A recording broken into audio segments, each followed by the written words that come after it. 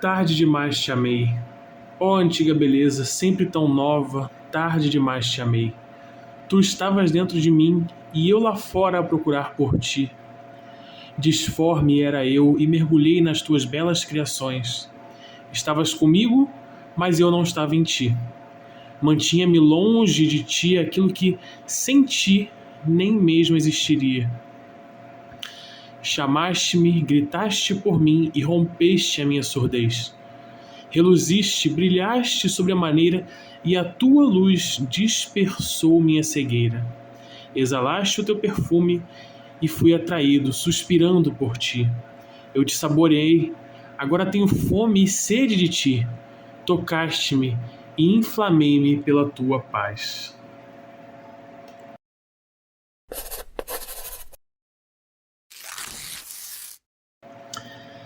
Hoje, fazia tempo, né, que eu não trazia confissões aqui nesse canal. É um livro que eu pretendo trazer muito mais, fazer mais reflexões ainda, e é um livro que eu não terminei de ler, que é uma vergonha, né? Mas esse trecho tão conhecido de Agostinho, onde ele fala sobre uma beleza sempre renovada, né? Uma beleza tão nova, é um conceito que, se você parar para pensar, vai um pouco contra a ideia comum de Deus. Existe uma música que retrata justamente esse trecho de Agostinho, que ela fala assim: ó beleza antiga e tão nova. Tão antiga e tão nova. Acho que é assim. Como que uma beleza pode ser antiga e nova? O que ele quer dizer com isso? Esse trecho de Agostinho, e que também é retratado nessa música, fala sobre um aspecto de Deus que é estudado na teologia, que é a sua imutabilidade e a sua dinâmica. O que é isso? Deus é imutável, ou seja, ele jamais mudou e jamais mudará, mas ele é dinâmico ao ponto de ser mais dinâmico que qualquer outra coisa dinâmica. O primeiro aspecto da imutabilidade, ele é muito conhecido, até de forma mais popular, né? Todos nós temos essa noção de que Deus, pelo menos o Deus cristão, é imutável. Mas o segundo aspecto, que é a dinamicidade, que é a renovação constante de Deus, não querendo ser contraditório, eu sei que renovação significa mudar, né? Mas o fato de que Deus é dinâmico é um aspecto que é muito ignorado acho que pela teologia no geral, né? Pelo menos a teologia mais rasa, assim, mais conhecida no meio popular, cristão popular. Por que eu estou falando disso? Um vídeo lançado pelo canal Geometria das Ideias, que é um canal que eu gosto muito. Inclusive eu tenho assistido bastante vídeos dele recentemente, porque ele é um cara mais experiente, ele já é formado em engenharia e tudo mais, mas ele tem muitas experiências que eu simpatizo, né? Principalmente os vídeos dele com relação à CLT. Mas ele lançou recentemente um vídeo falando sobre a perda de fé dele. Ele era espírita e, por conta de diversos questionamentos, reflexões internas, ele não se vê mais como uma pessoa de fé, ele se vê como agnóstico. E aí depois ele postou um outro vídeo falando sobre uma experiência dele lendo o livro O Código da Vinci e alguns problemas que ele teve com cristãos, com pessoas de fé, por causa desse livro. Esse é um livro que no meio evangélico ele é bem escorraçado, né? As pessoas têm bastante raiva dele, mas é um livro que, assim, eu acredito que não deveria ofender pessoas de fé, porque ele é um livro bem ficcional, as coisas que acontecem nele nem no meio acadêmico são levadas a sério, então, sabe, enfim. O filme eu também já assisti, acho bacana, mas eu prefiro Anjos e Demônios. Mas voltando. Nesse vídeo, onde ele fala sobre essa experiência dele com o Código da Vinci, ele cita esse outro vídeo e fala que algumas pessoas se desinscreveram do canal dele por causa da expressão dele, da falta de fé dele. E eu comecei a me perguntar por que essas pessoas elas se sentem tão atacadas nesse momento. quando se deparam com com esses depoimentos, né? Com esses questionamentos. É óbvio que existem sim casos onde as pessoas elas atacam a fé de maneira explícita, mas essa reação que eu observo, ela não acontece exclusivamente nesses momentos. Assim como nesse vídeo do Geometria, eu percebo que basta, principalmente um questionamento, um depoimento de falta de fé. Canais como, por exemplo, do Pirula, que ele fala constantemente sobre o ateísmo dele, muitas vezes as pessoas se sentem atacadas por esse tipo de conteúdo, mesmo sendo respeitoso. E se a gente for destrinchar aqui como um problema matemático, se a gente for quebrar em pequenos pedaços, a primeira coisa que eu gostaria de observar é que esse tipo de depoimento, principalmente depoimento de perda de fé, ou de depoimento de por que sou ateu, né, costuma dar argumentos contra a fé. Não são ataques, perceba que não são ataques, mas argumentos de por que a pessoa não acredita. E isso é, querendo ou não, uma mudança de paradigma. A segunda coisa que eu gostaria de perceber é que muitas vezes, quando você conversa com essas pessoas, são pessoas que ou se converteram muito recentemente, ou vêm de meios religiosos com muita desconfiança com relação à intelectualidade, à leitura, ao estudo, à academia, ou são pessoas aqui no uso mais puro da palavra e sem querer xingar ninguém, mas pessoas ignorantes, ou seja, que não têm conhecimento. Por que eu percebo isso? Essas pessoas, por não estudarem, por não terem um conhecimento constantemente renovado da própria fé, elas têm uma concepção enraizada do que é Deus e do que é a fé delas.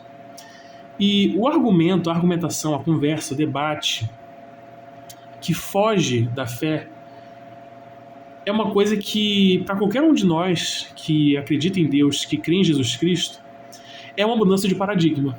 É você pegar aquela tua fé e mudar a visão, mudar o ângulo em que você enxerga ela. Se você é uma pessoa pouco estudada na própria fé e pouco, como é que eu posso dizer, pouco familiarizada com a própria fé, ou seja, se você não tem uma rotina de leitura da Bíblia constante, se você não constantemente ouve e lê teólogos e pessoas da fé que têm experiência, que já conversaram e debateram sobre a própria fé e sobre todos os pontos que se parecem não se conectar, ou então divergir, ou se contradizer, você se torna vulnerável a qualquer tipo de mudança de paradigma que fira a sua fé. E aí aquilo dali vai parecer muito mais doloroso e muito mais... eu tô pensando na palavra em inglês groundbreaking, mas assim, tirar o seu chão, né? Aquilo vai tirar muito mais o seu chão do que se você tiver versado na sua crença, entende? E é por isso que eu falei no início do vídeo sobre esse trecho do Agostinho e sobre esses dois atributos que são a imutabilidade de Deus e a dinâmica de Deus.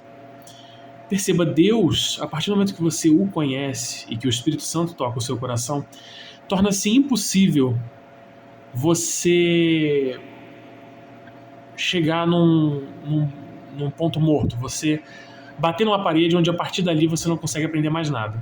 Existe o que nós chamamos de mistérios da fé, coisas que Deus desejou não revelar para nós, apenas falar que acontecem, como por exemplo o problema do mal. Eu acredito que ele é uma coisa que é circular, você ficar se perguntando sobre o mal, é algo que não tem resposta, ou a responsabilidade do homem em contradição com a soberania de Deus.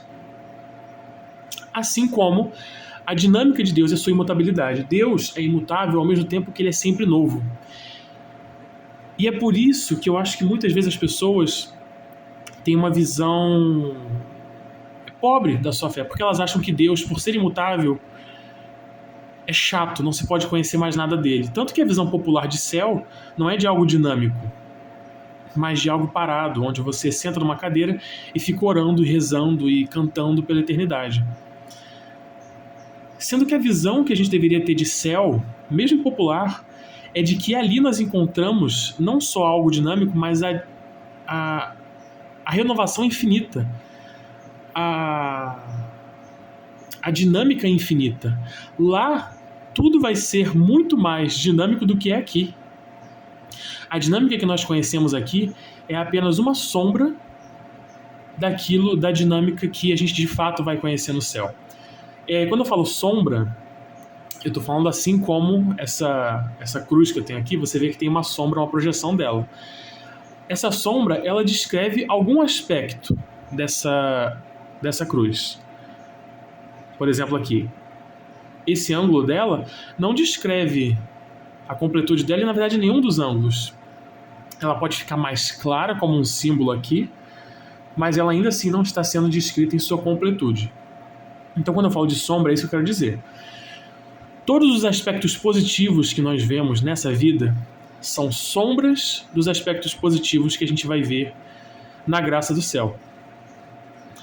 E eu acredito que as pessoas, quando se sentem muito atacadas por esses conceitos, por esses testemunhos de perda de fé, é porque elas têm uma visão ainda muito fechada do que é a fé de fato. Não estou dizendo aqui que não existe, que ela é uma coisa relativa, de forma alguma é isso que eu quero dizer, mas ela é dinâmica, ela se renova. Você sempre está conhecendo Deus um pouco mais. Isso aqui eu falo para quem crê. Eu acho que dizer que você conhece Deus um pouco mais cada vez que você estuda sobre Ele e ora e está em comunhão com Ele, não é um conceito que vai fazer muito sentido para quem não acredita. Se você se interessa, se você se considera agnóstico, mas não acredita, eu fortemente sugiro que você leia livros como Confissões. Tem um livro que eu estava lendo recentemente, mas um curso. Acho que aí no caso não vai interessar muito a quem não tem crença. Mas ele fala muito sobre esses aspectos de Deus, principalmente a imutabilidade, a graça e a eterna dinâmica. Então, assim, para essas pessoas que se sentem muito atacadas, eu realmente sugiro que você busque maior comunhão e maior intelectualização da sua fé.